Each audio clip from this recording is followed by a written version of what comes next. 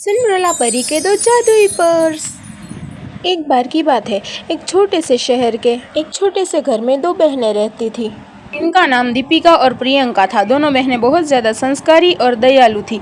उनके माँ बाप तो नहीं थे, पर वो दोनों एक दूसरे का बहुत ज़्यादा ख्याल रखती थी। वो दोनों घर के पीछे वाले गार्डन में सब्जियां उगाकर बेचा करती थी।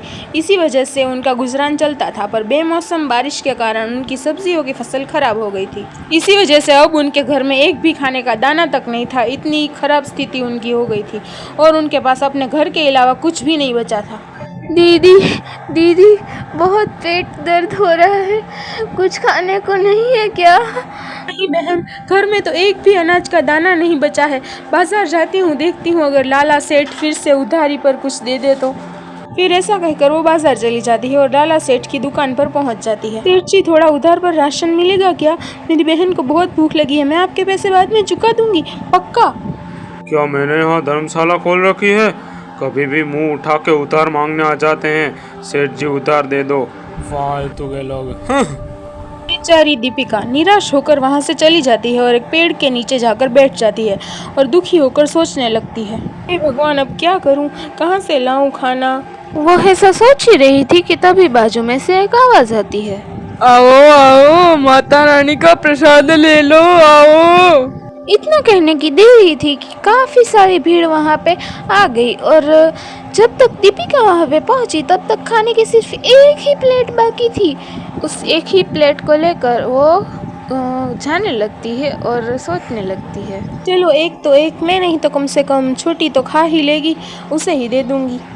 कि चलते चलते तभी उसे रास्ते में एक बच्ची मिल जाती है जो कि उससे कहने लगती है, दीदी बहुत भूख लगी है, कुछ खाने को दे दो, कुछ बहुत भूख लगी है, बहुत पेट में दर्द हो रहा है दीदी, खाने को दे दो, 5 दिन से कुछ नहीं खाया दीदी। अब अगर सारा खाना इसे दे दूंगी तो मैं अपनी बहन को क्या दूंगी?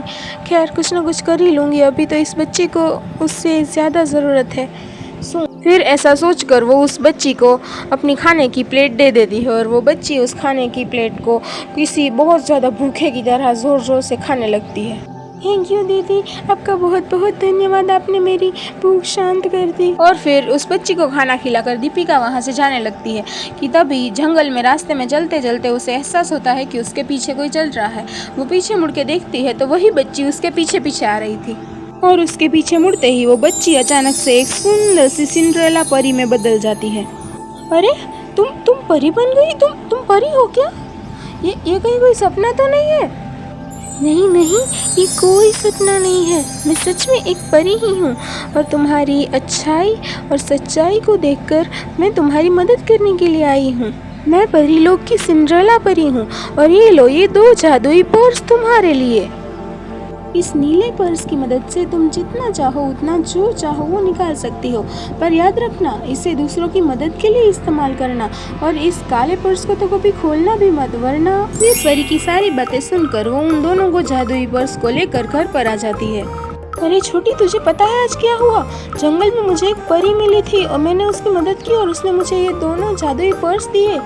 क्या जादुई पर्स? पर इसमें जादू जैसा क्या है?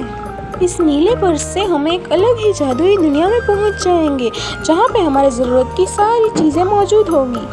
तो इस काले पर्स का क्या, इसका क्या काम है?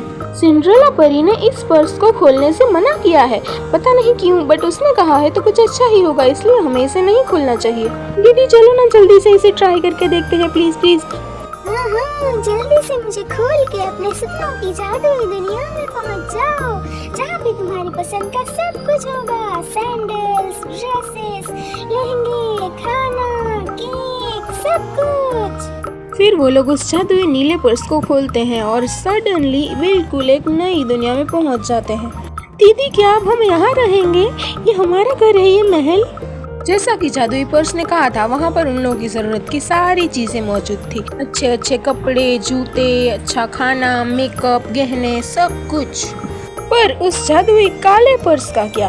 परी ने उसे खोलने से मना क्यों किया था? अगर आपको ये जानना है तो कमेंट करें पार्ट 2 और हम इस कहानी का पार्ट 2 भी बना देंगे। Thanks for watching, like share subscribe.